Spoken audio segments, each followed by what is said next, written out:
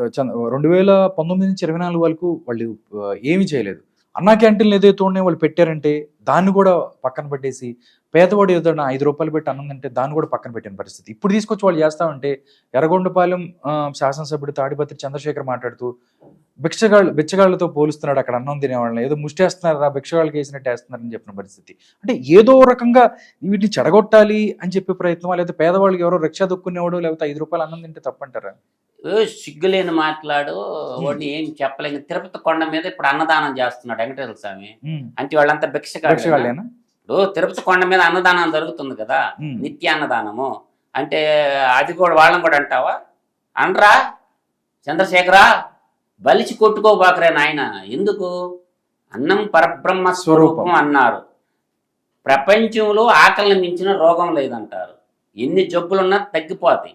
కానీ 4 గంటలకు ఒకసారి కడుపు బగ మండిపోతా ఉంటే అది ఆకలిని మించిన రోగం లేదంటారు. కాబట్టి ఆకలి తెచ్చటంటే అన్న క్యాంటీన్లు మీరు ఏ కోణంలో చూడాలంటే రాజకీయ కోణంలో ఎందుకు చూస్తారు? రాజకీయ కోణం కాదండి, పక్కన పెట్టండి దాన్ని. ఒక విద్యార్థులు ఉంటారు కోచింగ్ సెంటర్లకు పోయేవాళ్ళు, వాళ్ళకి హాస్టల్లో ఉంటే తినే అటువంటి అవకాశం ఉంటుంది. రోజువారీ చదువుకోవటానికి పోయే పండ్లు కూరగాయలు అమ్ముకునే వాళ్ళు ఉంటారు, తోపుడు పండ్లు. వాళ్ళ ఇన్కమ్ ఎంత ఉంటుంది? 500, 600, 700, మాక్సిమం ₹1000 మించి ఉండదు. కూరగాయలు అమ్ముకొని పోయిన వాళ్ళు కానీ, పట్టణాల్లో పనులు చేసుకోవడానికి పోయిన వాళ్ళు కానీ, తర్వాత మార్కెటింగ్ ఎగ్జిక్యూటివ్ లో పనిచేసే వాళ్ళు కానీ, మధ్యాహ్నం పూట అన్నం తినేసి మళ్ళీ కిందంగా వెళ్ళిపోతా ఉంటారు అనమాట. ఇప్పుడు అన్న క్యాంటీన్లు అనేవి ఉండటం మంచిదే, దాని గురించి ఎటువంటి డిస్ప్యూట్ లేదు. వాటి ఇలువ తెలివిన ఎదవల కొంతమంది ఉంటారు కదా, వీళ్ళు శవాలను నమ్ముకున్న బ్యాచ్ అండి ఇది.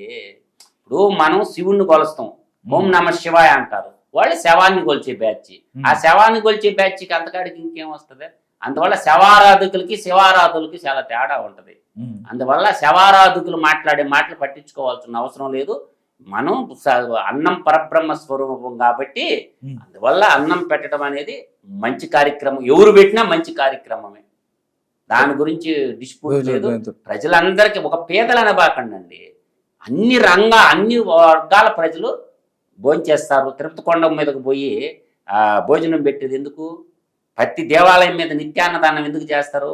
ఈ రోజుగారు మన పురాణ ఇతిహాస ఋగ్వేద కాలం నుంచి ఉంది అన్నదాన కార్యక్రమం. ఈరోజు కొత్తగా లేదు. అన్నదాన సత్రాలు ఎక్కడ లేవు. ఏ గుడికన్నా బొమ్మని చెప్పు. రాజుల కాలంలో కూడా ఉండే అన్నదాన సత్రాలు. రాజుల కాలంలో అశోకుడు చెట్లు నాటించను, జగనన్న చెట్లు నరికించను. ఇప్పుడు బాటసారుల కోసం అప్పుడు చక్రవర్తి అశోకుడు ఏం చేశాడు? నడిచిపోయే వాళ్ళకి ఇబ్బందిగా ఉంటుందని బాటకి ఇరువైపులు ఏం చేశాడు? చెట్లు నాటించాడు అశోకుడు.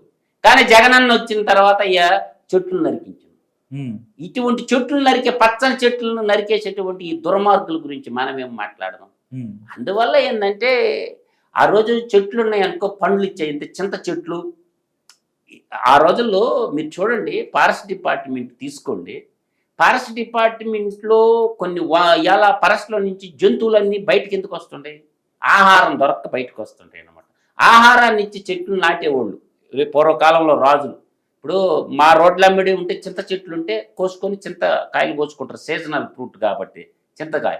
అట్లా చాలా కల్పనిచ్చేటటువంటి యాప చెట్లు. ప్రభుత్వ ఆఫీసులకు ఏదైనా ఫర్నిచర్ కావాలంటే కట్ చేసుకొని ప్రభుత్వ కార్యాలయాల్లో, హై స్కూళ్ళల్లో పెద్ద మంచి టేకు చెట్లు, యాప చెట్లు, ఉసిరి చెట్లు, మామిడి చెట్లు, ఇట్లా ఫలాలు ఇచ్చే చెట్లు వేసుకోవటం వల్ల కూడా ఆదాయం వస్తుంది రాష్ట్ర ప్రభుత్వానికి. అందువల్ల ఎప్పుడు కూడా విమర్శలు కాదండి. అసలు ఆ యువజన శ్రామిక రైతు పార్టీ గురించి మాట్లాడకపోవటం మంచిది. రాధాకృష్ణ గారు వదిలేయండి, వాళ్ళు అరుచుకొని వాళ్ళ దావన వాళ్లే పోతారు. ఒక మెంటల్ డాగ్స్ లాగా తయారయ్యారు వాళ్ళు. వదిలేయాల ప్రభుత్వం. వాళ్ళు అడిగిన దానికి ప్రతి దానికి సమాధానం చెప్పుకుంటా పోతే ప్రభుత్వాలు ముందుకు పోవు. 1వ తేదీ పింఛన్లు ఇచ్చారా? 1వ తేదీ గవర్నమెంట్ ఎంప్లాయీస్ కి జీతాలు ఇస్తున్నారా? 1వ తేదీ రిటైర్డ్ ఎంప్లాయీస్ కి పెన్షన్స్ ఇస్తున్నారా? ఆ రాష్ట్రాన్ని అభివృద్ధి ఏ విధంగా చేయాలా, ఇరిగేషన్ ఏ విధంగా అభివృద్ధి చేసుకోవాలి, దాని మీద దృష్టి సారించండి. కానీ ఆ మెంటల్ డాక్స్ గురించి అసలు మాట్లాడకపోవడం మంచిదని మాత్రం